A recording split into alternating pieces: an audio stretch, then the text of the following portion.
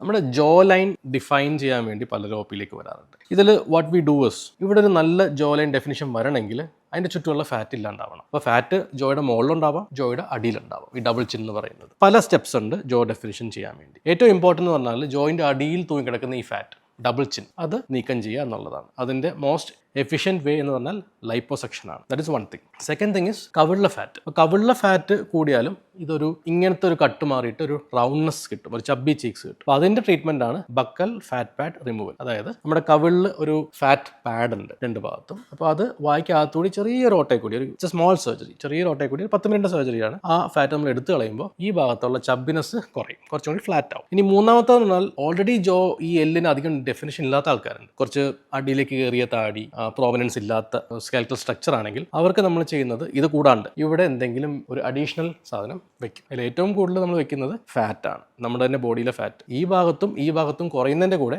ഇവിടെ കുറച്ച് കൂടുകയും ചെയ്യുമ്പോൾ ജോ ലൈൻ ഡെഫിനിഷൻ വളരെയധികം വിസിബിൾ ആവും. ഫാറ്റ് അല്ലാണ്ട് വേറൊരു ഓപ്ഷൻ ഉള്ളതാണ് ഫില്ലർ ഇഞ്ചക്ഷൻ. നമ്മുടെ ഹൈലറോണിക് ആസിഡ് എന്ന് പറഞ്ഞ ഫില്ലർ ഉണ്ട്, ഒരു പാക്കറ്റിൽ വരുന്നതാണ്. അപ്പോൾ അത് ഇഞ്ചെക്ട് ചെയ്യുമ്പോൾ ഓരോ സിറിഞ്ചിലും 1 മില്ലിയാണ്. അപ്പോൾ ഇവിടെ ഇങ്ങനെ ഇഞ്ചെക്ട് ചെയ്യുമ്പോൾ ജോ ലൈൻ ഡെഫിനിഷൻ ഡിഫൈൻഡ് ആവും. എന്നാൽ ഇതിൻ്റെ പ്രശ്നം എന്ന് വെച്ചാൽ ഈ filler will last only for a few months.